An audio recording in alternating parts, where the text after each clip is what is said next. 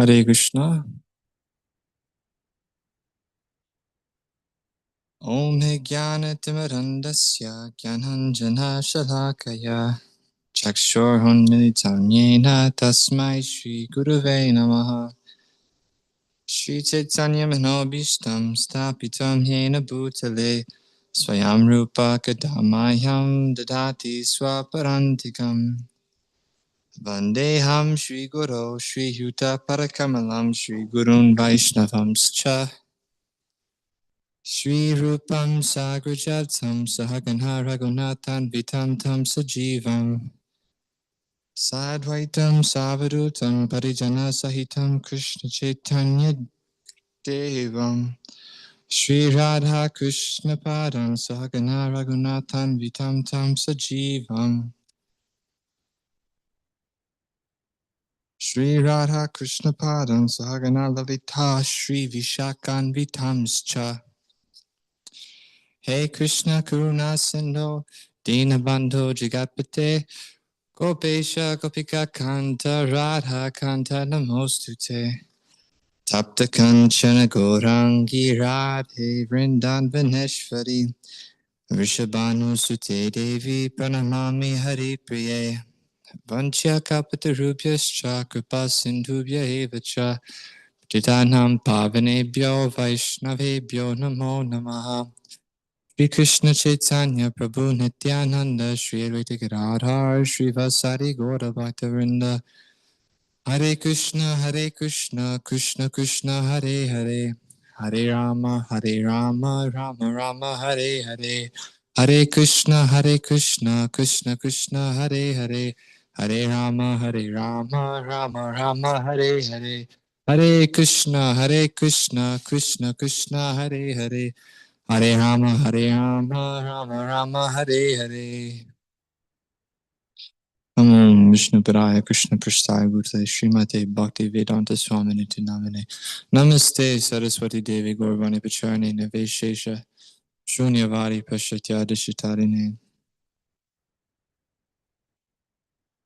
Okay, reading from the Srimad Gita Upanishad, Bhagavad Gita as it is, given to us by His Divine Grace A.C. Bhaktivedanta Swami Prabhupada, Srila Prabhupada Ki Jai. And as for what I remember is that we left off on chapter 12. Let me get there real quick. Entitled Devotional Service. And we're right around text 8. So we'll begin there. I apologize for not having a screen tonight, but you can follow along at home or wherever you are.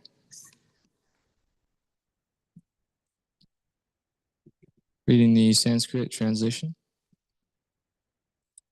Mayeva mana adatsva mahi buddhim naveshaya nava shishyasi mayeva ata urdham nasamshayaha.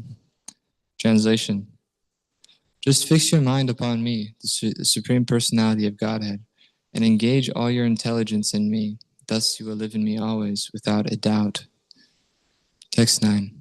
Atachitam samhadhatum nakshaknosi mayastiram abhyasa yogena tato mam ichchaptum dhananjaya. Translation. My dear Arjuna, O winner of wealth, if you cannot fix your mind upon me without deviation, then follow the regulated principles of Bhakti Yoga. In this way, you will develop a desire to attain to me. Text 10. Abhyasepya samharto si matkarma paramo bhava madartam hapi karmani kurvan siddhim avapsyasi. Translation. If you cannot practice the regulations of Bhakti Yoga, then just try to work for me, because by working for me you will come to the perfect stage. Text 11. Ataitadapya shaktosi kartum hadyogam ashritaha sarvakarma palatyagham tatakuru yatatmavan. Translation: If, however, you are unable to work in this consciousness, then try to act giving up all results of your work and try to be self-situated. Text 12.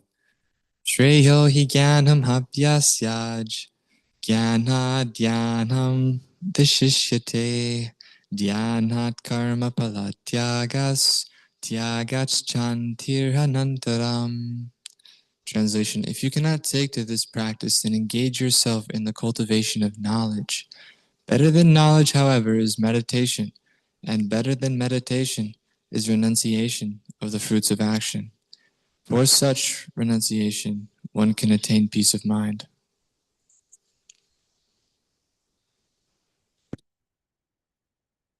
Sorry. Text 13:14. Adveshta sarva bhutanam maitra karuna evacha nirmamo nirhankara samaduka sukakshami santushta satatam yogi yatatma dridha nishchayaha mayarpitamanho buddhir yomad bhakta samhe priyaha.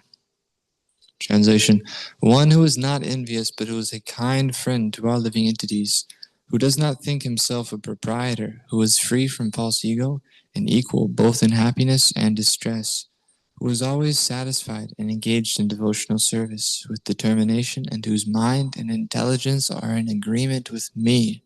He is very dear to me. Hare Krishna. Text 15. Yasman no dvijayat Dvijate loko, loko no dvijate chaya, harsha, marsha, badyo vegair, mukta yasa chamhe priyaha.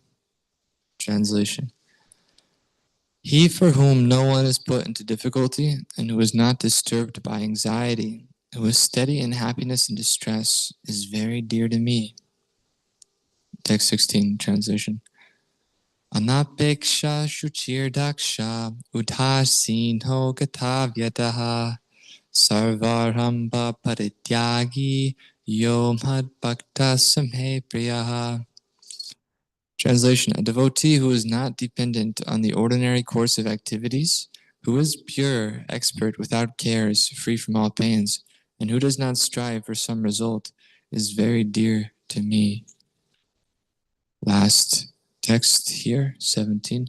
Yo na hrishyati na dveshti, na shochati na kangshati, shubha shubha parityagi, bhaktimhan yasamhe priyaha. Translation: One who neither grasps pleasure or grief, who neither laments nor desires, and who renounces both auspicious and inauspicious things, is very dear to me.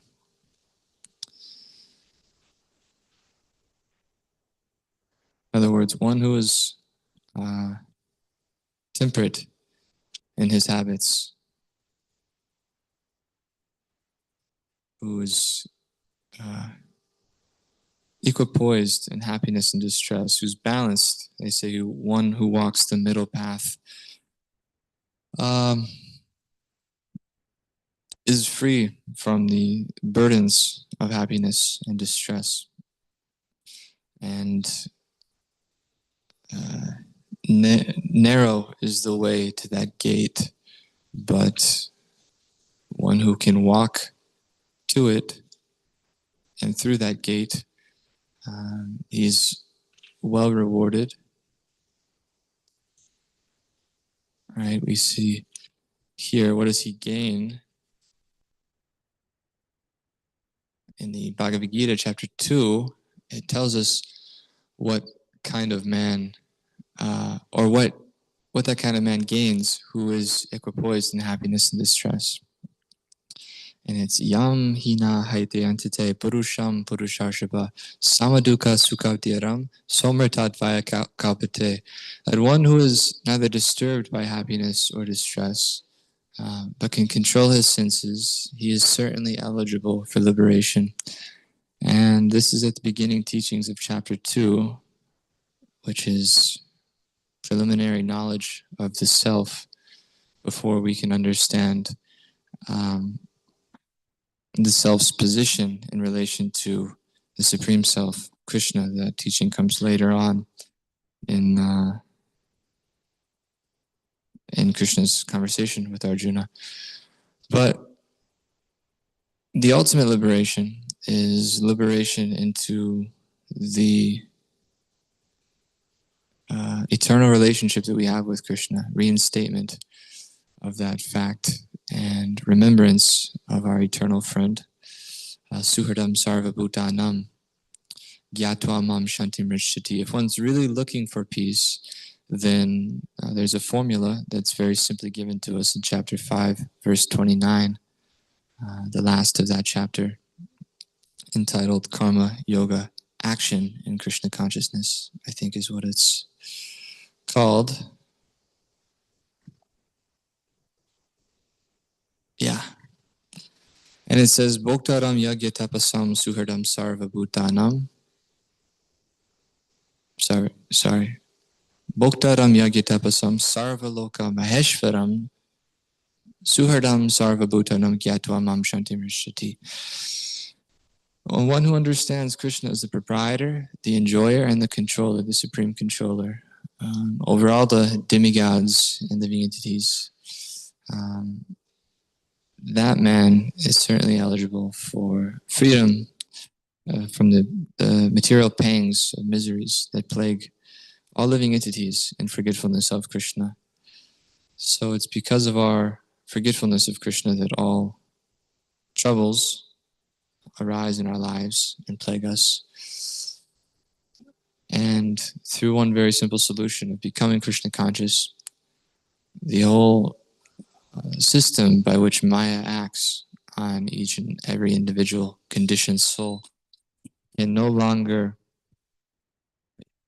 affect us or harm us. It's later said in the 18th chapter, Machchita sarva durgani mat prasada tarishyasi atache tvamahankuran nashroshyasi vinangshyasi. That very easily one will cross over all conditions of this material life, and he'll attain shelter in me. But one who does not work in such consciousness of me, but simply acts according to his whims, he is simply lost.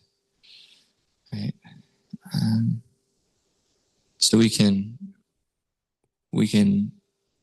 hear submissively the instructions given to us from Krishna by his devotee, the representative. We can also hear directly from him in this conversation that we're looking into now from the Bhagavad Gita. And through our own prayer and through our own realization, we're also met with understanding and realization into the instructions that Krishna gives us, right?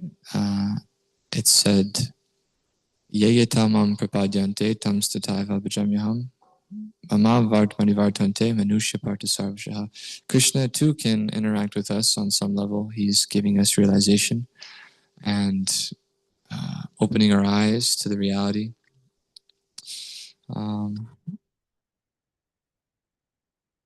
However, we need confirmation all the while as we walk on our spiritual journey, and this confirmation comes from the sadhu, from the shastra, and from the guru.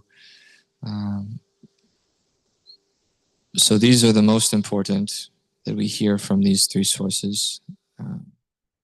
But I just wanted to make that point that oftentimes it's what's stressed is guru, sadhu, shastra, and we forget that Krishna is in our heart too,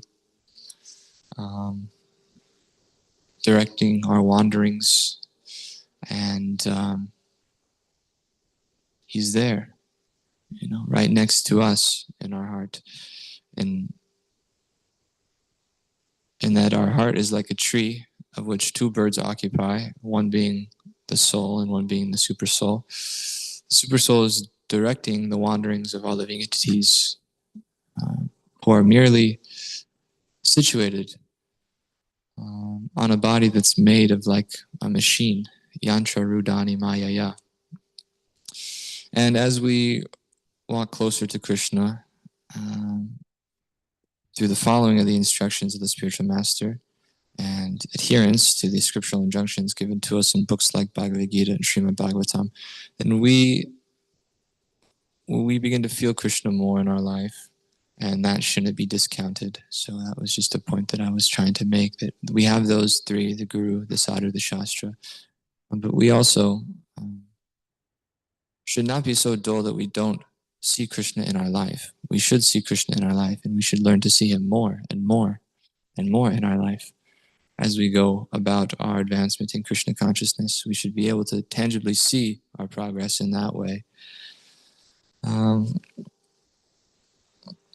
Or we can begin to see our progress in the way that we rely on Krishna or his devotees to show up for us in our life in the wonderful ways that they do. We can understand by our attachment to spiritual things and by our detachment from material things just how much we're advancing. So in this way, we can actually see if we're objectively looking, and it's not in a way that's puffed up or conceited or arrogant, but just very, as a matter of fact, right? We can see that, when I came to the temple, I was engaging in this kind of habit, right? And no longer do I have such a taste for that kind of activity.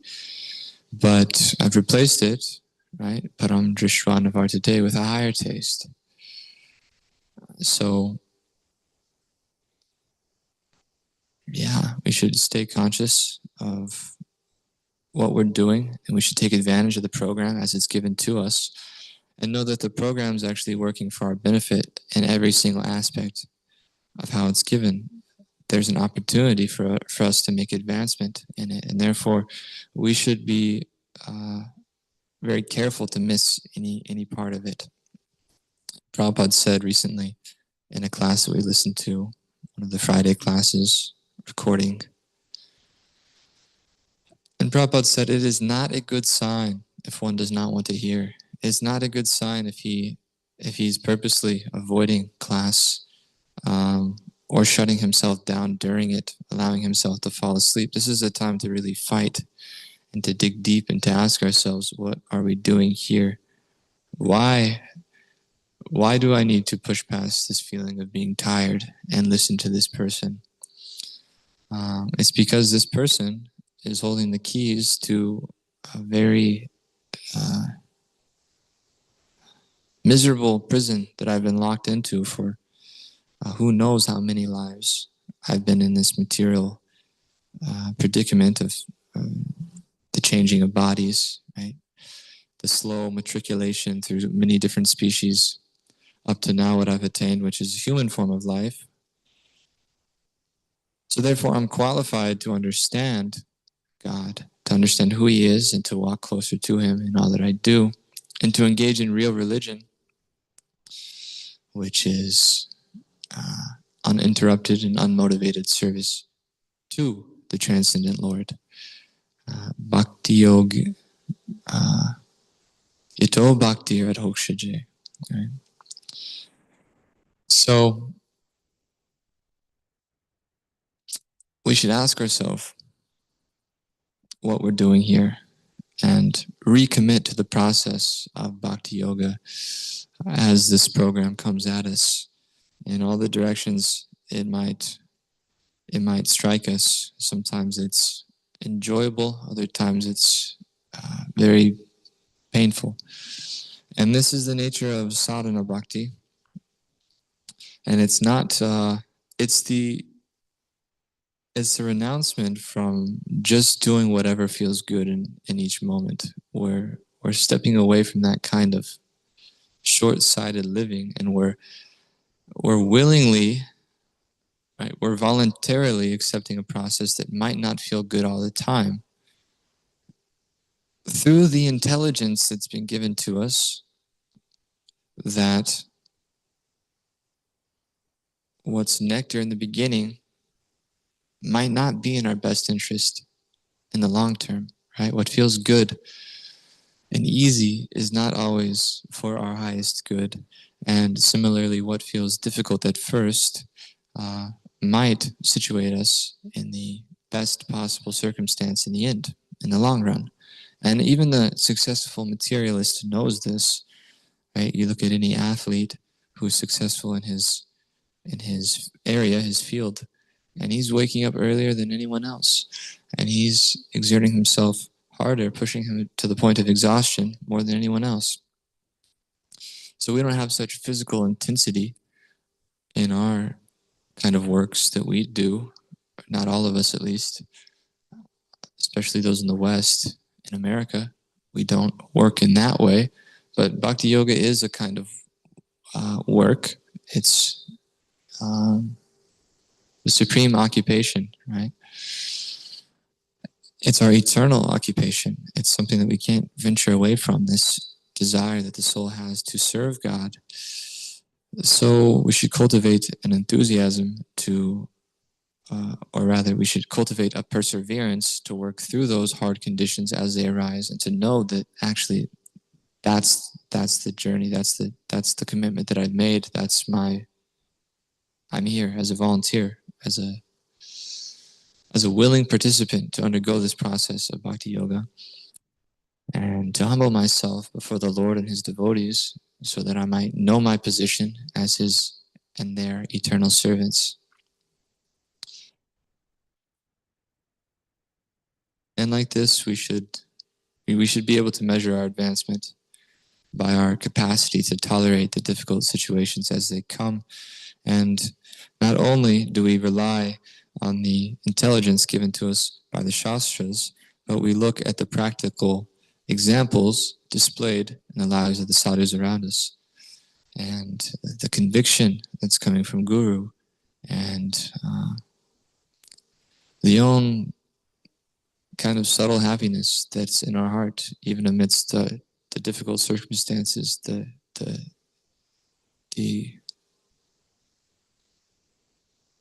there's a type of, even in a difficult moment, right, where you feel like you're being purified, maybe you've been chastised, or this or that, some sort of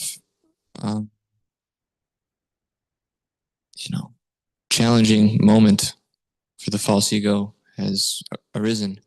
But there's a sense of greater pleasure deeper within you that says, yes, humble me, purify me,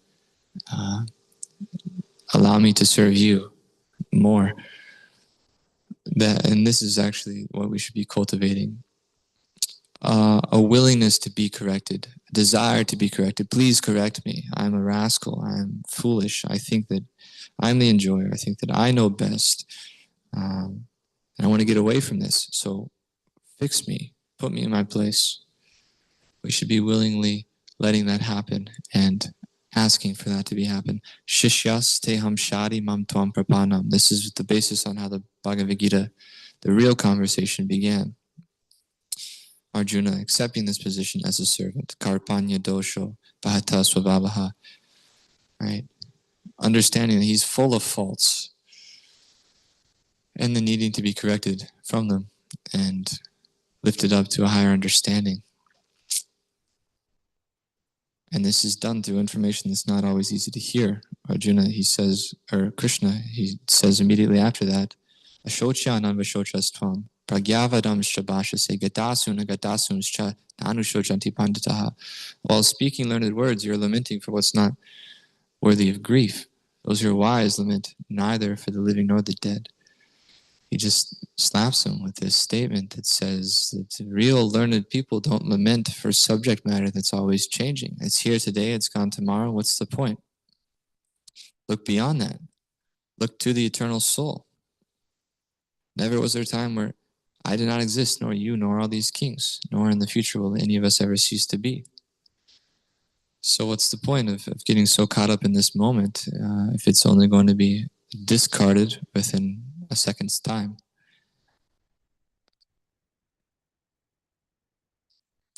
So these were some thoughts to share. Srimad Bhagavad Gita ki jai, Srila Prabhupada ki jai. All glories to the Assembled devotees. Hare Krishna.